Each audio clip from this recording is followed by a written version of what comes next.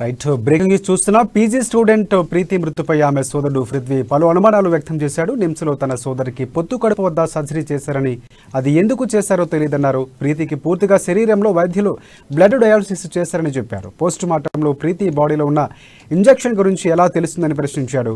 నిమ్స్లో తన సోదరికి ఏం వైద్యం చేశారో చెప్పాలని డిమాండ్ చేశారు. ర్యాగింగ్ కమిటీపై తమకు అనేక అనుమానాలు ఉన్నాయని అనుమానాలు వ్యక్తం చేస్తూనే తప్పు చేసిన నాగార్జున రెడ్డిని కమిటీలో ఎలా ఉంచుతారని ప్రశ్నించారు. ప్రీతి ఫోన్లో ప్రతి ఒక్క మెసేజ్ తాను చెక్ చేశానని చెప్పిన పృథ్వీ తనకు కనిపించిన మెసేజ్లు పోలీసులకు ఎలా కనిపించాలంటూ అనుమానం వ్యక్తం చేశాడు. నాగార్జున రెడ్డి కమిటీ రిపోర్ట్ను మార్చి ఉంటారని కూడా ఆరోపించాడు. తమకు న్యాయం జరగాలని పృథ్వీ డిమాండ్ చేశాడు. కొన్ని స్టేట్మెంట్స్ ఇస్తున్నాయి, అందులో చాలా ఫాల్స్ స్టేట్మెంట్స్ ఉన్నాయి. అందులో ఫస్ట్ థింగ్ ఏంటంటే మా అక్క కంప్లైంట్ ఇచ్చిన రోజు 21st రోజు ముగ్గురు డాక్టర్స్ని పిలిచి మా అక్కకి అతనికి ఏదో కౌన్సిలింగ్ ఇచ్చారని చెప్తున్నారు. అది టోటల్లీ ఫాల్స్. అది ఎక్కడ మాకు చెప్పలేదు. ఎందుకంటే ఆ రోజు మాట్లాడిన హెచ్ఓడి ఇప్పుడు చేంబర్కి పిలుచుకొచ్చి మాట్లాడినప్పుడు కూడా మా అక్కకే తను తిట్టిండు. మెయిన్ కల్ప్రిట్ ఉన్నాడు నాగార్జున రెడ్డి అని. ఆయనను కూర్చోబెట్టుకొని మీరు కమిటీ పెట్టి విచారిస్తున్నారా యాంటీ ర్యాగింగ్ కమిటీ? అతను ఒక మెయిన్ సపోర్ట్ చేసిన ఆయనను పెట్టుకొని అక్కడ కమిటీ పెడితే ఆయనకి ఫేవరబుల్గానే డిసిజన్ ఇస్తాడు కదా. 22nd నేను ఎన్జిఎంకి వెళ్ళినప్పుడు ఆ ఫోన్ నా చేతిలో ఉండే ఏసీపీ సార్ ఉండే, ఎస్ఐ శంకర్ నాయక్ కూడా ఉండే. వాళ్ళ ముందు నాకు కనిపించిన చాట్స్ పోలీస్ స్టేషన్ పోగానే ఎలా కనిపిస్తున్నాయి, ఏడుకెళ్ళి వచ్చినాయి ఆ చాట్స్. ఇంకేమన్నా అంటే డిలీట్ చేయలే అంటారు. ఎవరిని కాపాడదామని చూస్తున్నారు. ఇక్కడ హాస్పిటల్లో వచ్చేసరికి హాస్పిటల్లో మాకు తన చెయ్యి మీద ఇక్కడ కట్ కనిపించింది. ఆ కట్ ఉంది. ఇంకా అదే నిమ్స్లో జాయిన్ అయినా ఆ నైట్ అంటే 22nd 4 o'clock అక్కడ జాయిన్ అయితే ఆ రోజు నైట్ 2 o'clock అరౌండ్ తన అబ్నార్మల్ దగ్గర కొంచెం సర్జరీ చేశారు.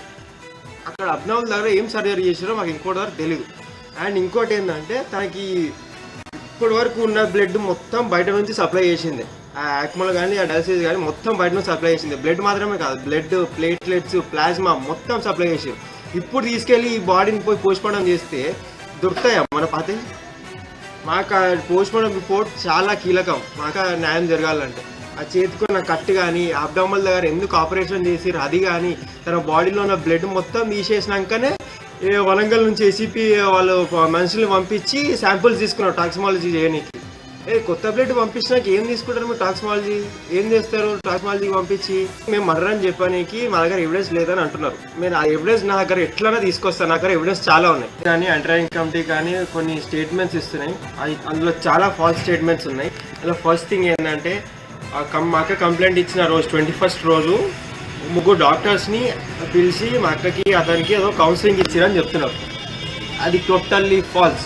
అది ఎక్కడ మాకు చెప్పలేదు. ఎందుకంటే ఆ రోజు మాట్లాడిన హెచ్ఓడి ఇప్పుడు చేంబర్కి పిలుచుకొచ్చి మాట్లాడినప్పుడు కూడా మా అక్కకే తను తిట్టిండు. మెయిన్ కల్ప్రిట్ ఉన్నాడు నాగార్జున రెడ్డి అని. ఆయనను కూర్చోబెట్టుకొని మీరు కమిటీ పెట్టి విచారిస్తున్నారా యాంటీ ర్యాగింగ్ కమిటీ అని?